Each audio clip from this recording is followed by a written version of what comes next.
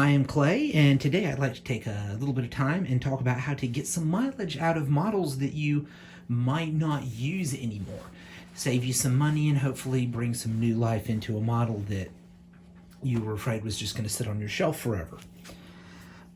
This happens in Warhammer when an edition changes, you get a new codex, and the options a model has changes, or perhaps what's good or simply how you prefer to have models equipped changes. This also can happen to a new player when you simply built what was cool at the time and then later on realize, yeah, this way looks good, but that's not how I actually want to have them equipped. So the simplest explanation of that, and what will cover a lot of those situations, is what I have right here with my Tech Marine. This is a Forge World resin model, so I'm not just simply going to go buy another one. And I'm quite happy with the paint job that Jake put on him for me. But as you can see, he is missing a hand. He came with this bolt pistol. And all I have done there is simply pulled it apart. And this was an easy one to do. It's a very easy example because this bolt pistol was a separate piece. All I had to do was stress the super glue in the correct way, and it just popped right off. And that's worth mentioning. This is why I prefer super glue. I used to be pretty staunch advocate of plastic glue because it is stronger when you're building plastic to plastic. But it's a pain to change. You basically have to destroy what you're taking off the model when you have plastic glued. With super glue, a lot of the times you can simply break it along the lines of the joint and re-equip models. So now I will use plastic glue for the core of the model for strength, and any arms or weapons or anything like that, I will typically super glue into place so that I have that flexibility of doing some re-equipping of models down the road. So for my Tech Marine, I have a proper bolt gun. It's the same era of armor as he is wearing, an older style, so it's going to match aesthetically. I have already painted it up, and you can see that tiny, if I can get the camera to focus on it properly, come on, there we go. That tiny little nub right there is actually a bit of paperclip.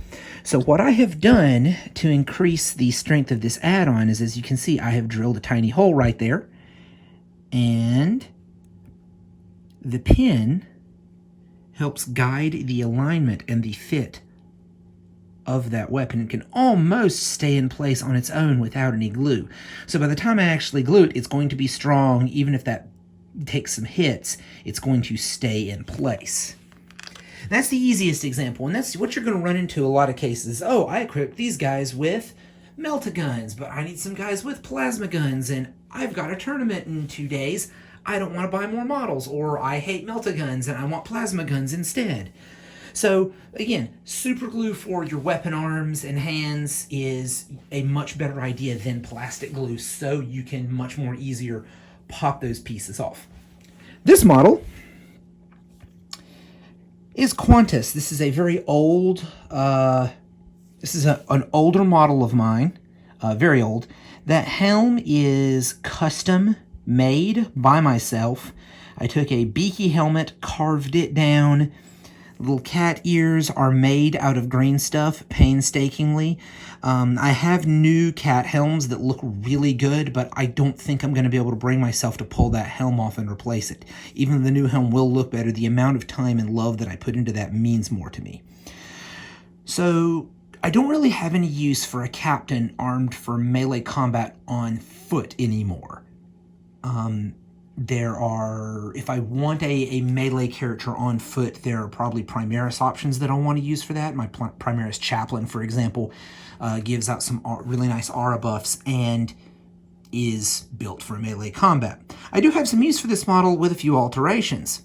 He's equipped with an axe and a shield, and they're very wolvesy items because at the time I was running the Raging Panthers as a Space Wolf successor chapter. You know, cats and dogs, kind of makes sense. What we're going to do today is pull this backpack off of him and replace it with a jump pack. I have it primed. I'll give it a paint job to match before I assemble it. We're also going to be pulling that axe off. We're probably going to cut it right there at where the handle meets the actual haft of the axe. and replace it with a Thunderhammer. Again, this has been primed, not yet painted. The main reason that I want to preserve this model is he's one of the first characters that I put a lot of time into. I really like to see him to continue to exist. I'll probably be making a new version of him, or at least a new Jump Captain with a Thunderhammer out of a Primaris body model, because they look really good and that puts them to the correct scale. But for the time being, I can't get new models, not enough where I can just throw them away on making custom builds, when I can very easily, for far less effort, take an existing character that has some unique components that I can't get anymore. Those lion shoulder pads and that helm. There's no way I'm spending that much time to make that helm again. And make him new and make him something that I will use again. So I'm going to get to work, and I will shoot some updates as the work progresses. First quick update, as I was saying about superglue making it easy to dismantle models for any updates or revisions you need to do, the original Qantas was actually a captain riding a Thunderwolf. So the top half of his body was on the biker legs that I had fitted to my Thunderwolf. So the top half of his body and the legs simply separated cleanly.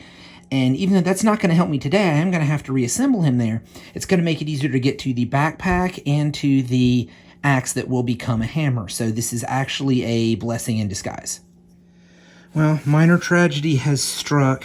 In the handling of the model, removing pieces, one of the ears has broken. I have the part.